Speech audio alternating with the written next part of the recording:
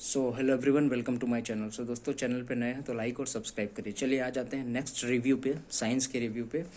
ठीक है, एनवायरनमेंट से डेली क्वेश्चन पूछे जा रहे हैं। मैं आपको हमेशा बोल रहा हूँ डे बाय डे। तो फूड चेन पे क्वेश्चन आ रहा है। फूड चेन में क्या होता है, एक सामान्य से श्रृंखला होगी, ठीक है, लीनियर चेन होगा, जिसमें ग्रास प्रोड्यूसर है और डियर जो कि हिरन है वो क्या है, प्राइमरी आपका कंज्यूमर है, ठीक है, और उसको लायन खा रहा है तो वो टर्शियरी कंज्यूमर होगा। तो फूड चेन हो गया। फूड वेब से भी आ सकता है कि कोई भी इधर उधर से खा रहा है उसको फूड वेब बोलेंगे। और अगर एक रेखीय रूप में कोई किसी को का भक्षण कर रहा है, कोई किसी को खा रहा है, तो वो क्या कहलाएगा, फूड चेन कहलाएगा, ठीक है। फिर कंपोनेंट्स ऑफ इकोसिस्टम पे आ जाइए। तो इकोसिस्टम, पर्यावरण के जो घटक होते हैं वो मुख्यतः दो प्रकार के होते हैं। एक होता है बायोटिक और एक होता है एबायोटिक, ठीक है, जैविक और अजैविक।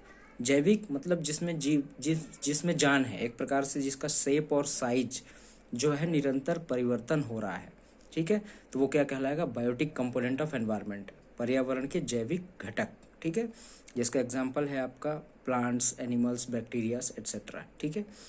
अबायोटिक कंपोनेंट में क्या हो जाते हैं, जैसे टेम्परेचर, वाटर, लाइट, सनलाइट, ठीक है ना, इस तरीके से। तो चलो, कंपोनेंट ऑफ एनवायरनमेंट हो गया। अब उसके बाद पूछा है कि most abundant metal on earth crust, मतलब भूपर्पटी पे सबसे ज़्यादा पाए जाने वाला एलिमेंट कौन सा है, तो एल्युमिनियम है। आपको ध्यान रखना है, ठीक है, क्योंकि हमारा जो अर्थ है, अर्थ मेनली तीन उससे बना है। एक सबसे ऊपरी वाला भाग क्या है, क्रस्ट है, फिर उसके अंदर मेंटल है, और सबसे अंदर क्या है, कोर है, ठीक है। तो सबसे आउटर मोस्ट पार्ट में, क्रस्ट में जो भूपर्पटी में बने पाया जाएगा वो एल्युमिनियम कहलाएगा, ठीक है। और कोर में अगर आपसे पूछा जाए तो सबसे ज़्यादा पाया जाता है आयरन। और अगर नेक्स्ट आने वाले शिफ्टों में पूछा जाए कि एटमॉस्फेयर है जो वायुमंडल में है, सबसे ज़्यादा पाए जाने वाला तत्व कौन सा है, तो आप नाइट्रोजन मारेंगे। तो डोंट गेट कन्फ्यूज्ड, ठीक है। चलो, ये वाला भी हो गया। बढ़ते हैं आगे। फिर आपसे पूछा जा रहा है PSLV या GSLV ये सब क्या है।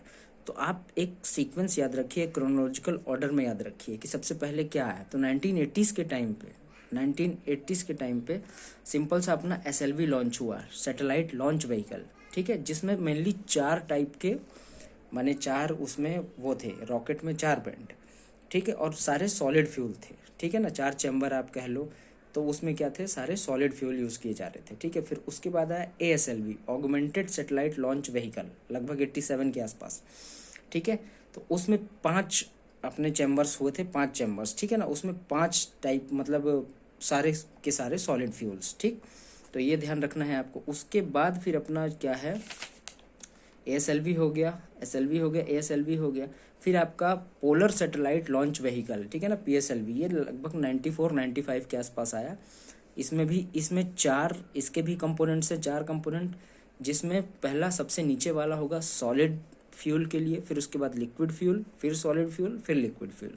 और जो लिक्विड फ्यूल वाला जो चैम्बर है, इसको अपन विकास इंजन के नाम से जाने जाते हैं, ठीक है, जानते हैं, ठीक है। उसके बाद फिर आया आपका लेटर 2000 के आसपास GSLV, जियो सिंक्रोनस सैटेलाइट लॉन्च व्हीकल, ठीक है। तो इसमें 3 बेसिकली चैम्बर्स हुए, जिसमें पहला सॉलिड फ्यूल, दूसरा लिक्विड फ्यूल और तीसरा क्रायोजेनिक इंजन का यूज़ किया जाता है, ठीक है।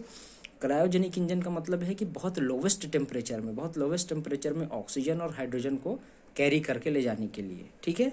और लगभग, अगर लिक्विड आप हाइड्रोजन यूज़ कर रहे हो तो -253 डिग्री सेंटीग्रेड होना चाहिए, और अगर लिक्विड ऑक्सीजन यूज़ कर रहे हो तो -183 डिग्री सेंटीग्रेड में आपको कैरी करके ले जाना है तीसरे चैम्बर में, ठीक है। पहला तो सॉलिड रहेगा, दूसरा लिक्विड रहेगा, तीसरा क्रायोजेनिक इंजन रहेगा। तो ये GSLV की बात हो गई। तो इस तरीके से पूछा जा सकता है। और अभी क्या चल रहा है, तो small satellite launch vehicle SSLV, ठीक है, जिसमें 3 स्टेज हैं, ठीक है, ये भी हो गया। फिर आपसे एसिड रेन पे क्वेश्चन पूछा जा रहा है। तो एसिड रेन अगर अम्ल वर्षा आता है तो इसका मतलब ये है कि उस वर्षा का pH 5.6 से कम है, ठीक है। और आपका NO2 SO2 इनके ऑक्साइड्स से इसका निर्माण हो रहा है, ठीक है ना। और वही मॉन्यूमेंट्स को, जो भी जैसे ताजमहल है, जो भी बड़े बड़े मॉन्यूमेंट्स, उनको सबका क्षरण इसी के द्वारा हो रहा है, ठीक है ना। तो जो अपन सुनते हैं कि सफ़ेद कलर ताजमहल का पीला हो रहा है, तो इसी कारण से हो रहा है, अम्ल वर्षा के कारण ही हो रहा है, ठीक है। तो ये हो गया। Hormone responsible for maintaining pregnancy, तो इसका क्या है, प्रोजेस्टेरोन हार्मोन के कारण जो है ये उत्तरदायित्व है, ठीक है। तो ये आपको ध्यान में रखना है, ठीक बात है। और बेसिकली ये क्या करता है, प्रोजेस्टेरोन हार्मोन क्या करता है कि जो आपका सर्विक्स के अंदर वाला जो पोर्शन है, जो यूट्रस का पोर्शन है, जहाँ पे वुम्ब जो है वो रहता है, गर्भ में रहता है, तो उसके बगल में, जस्ट बगल में 3 दीवारें होती हैं, 3 लेयर होती हैं, ठीक है।